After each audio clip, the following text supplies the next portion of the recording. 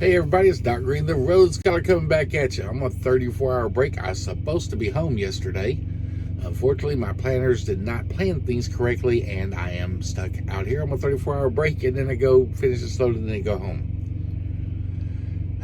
First problem I've really had with DART, so I can't really complain. I mean, I've been here for almost 2 years, 2 years next month, and it's the first time that I've kind of gotten jacked over like this, and it was kind of my own fault because I should have checked ahead, but I didn't, and here I am, stuck. But anyway, I'm going to do a 34-hour break while I'm here. My truck's going in for a PM and all that stuff and everything, so, okay, that's the way it works.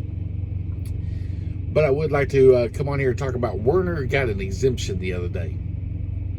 The federal government exempted them from having, like, when they got their trainees out there, and most of you drivers know, when you first start out and you're in a training thing and everything, they require a trainer to be in the passenger seat while you're driving for the first so many hours, whatever. It was a long time. That was almost 20 years ago when I did it.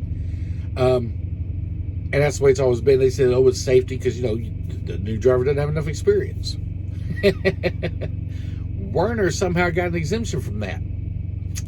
Yeah. They said because of the shortage, driver shortage and everything, they want an exemption to be able to let the new trainer or the new trainee drive up this truck in the front seat, driving it without a trainer sitting next to him during the first few weeks he's supposed to have one there.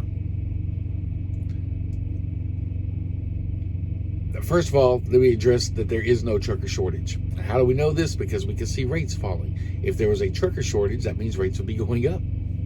But they're not. They're falling. And the reason is because that whole trucker shortage, driver shortage thing is a figmentation. It's a manufactured crisis again, and it just doesn't exist. There's plenty of drivers out here. There always has been. You always go anywhere you go, you see drivers waiting to get loads and everything. No shortage of drivers.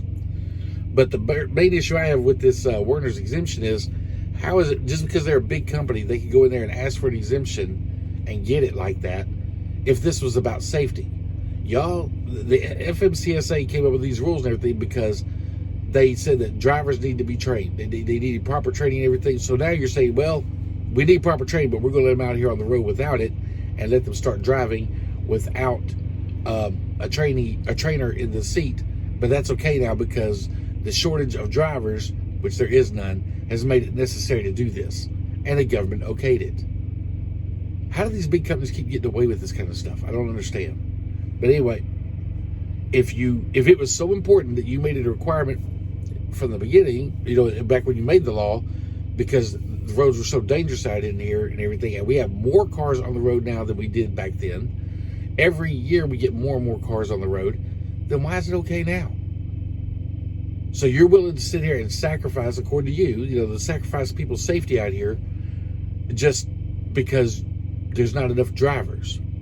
Well, one of two things need to happen if you want enough drivers. One, rates need to go up, pay, and you can keep the drivers that are out here, or quit manufacturing the lie anyway that there aren't enough drivers. There are. But anyway, yeah, I just want to get on here and let everyone know that, yeah, somehow Werner got an exemption from that. Now they don't have to have trainers up in the seat with their trainees, which, man, I hope Swift don't do that. Good God, what a nightmare that would be. But anyway, yeah, I just want to come out here and say that, you know, Werner got their exemption, and now I guess safety isn't the number one priority anymore with that law. So my question is, if it's not that big of a problem with the law, do away with the whole law. If you don't need it, you don't need it. Can't pick and choose just because you want to.